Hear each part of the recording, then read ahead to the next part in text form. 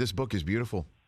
It's beautiful, man. Congratulations on that. This is one that they, it's funny. You hear the phrase, they can never take it away from you. I don't know who's the one who's ever going to take anything away from you, but they literally cannot take this away from you. It's beautiful. It's great. So congrats on that. Thank you, man. Thank you, Richard. I appreciate it, man. We worked very hard on this book. It's been 3 years in the making, but I'm so happy with it. I'm so happy for what I hope it represents. As beautiful as it is going to look on someone's coffee table next to all their fashion magazines, yes. Is actually hopefully can be used as a tool and as for many, and not as a tool of how to live life, but sometimes you just don't know. You don't have the answers. Sometimes you need inspiration from somewhere, and hopefully this can be used as an inspiration for some little kid, some young, some grown man, some woman out there, anyone. So thank you for that. So if I showed this book to the kid from Chicago, played at Harold Richards High, right, in Oak Lawn, and said, here's this book, this is your life, which one would have blown you away the most looking through it? Which one would have blown you away the most that photograph exists?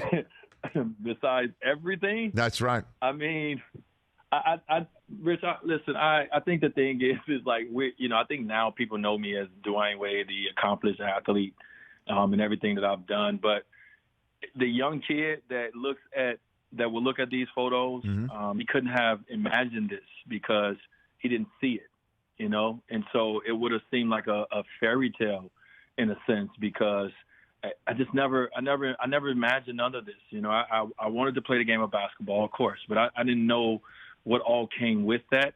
I didn't know that I would have an opportunity to become more than a basketball player. I didn't know.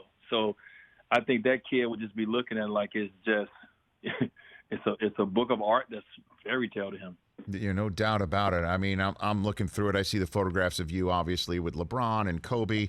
Poor Anderson Varejao. There's a 2-page spread on you dunking on him. Wherever he is right now, I feel for him as he's thumbing through this thing. And then obviously your championship years, your beautiful family. So when you look back on all of this, which moment do you think is the one that you want people to know about for you, Dwyane? Now this current guy, you watching this book. Yeah, I mean that's obviously that's always hard, man. We, my photographer Bob Metellus and I had to really take from almost over 1 million pictures that we have, and we had to take it down to 200 photos. And so, damn, to me, obviously every one of these photos speaks, right? And so, Rich, to me, this goes back to when I was a kid. I remember getting Michael Jordan's Rare Air book, and I remember just like being able to see things about my favorite player that I've never been able to see before, right? Like honestly, I wasn't in the locker room, so I'd never seen Michael Jordan toes.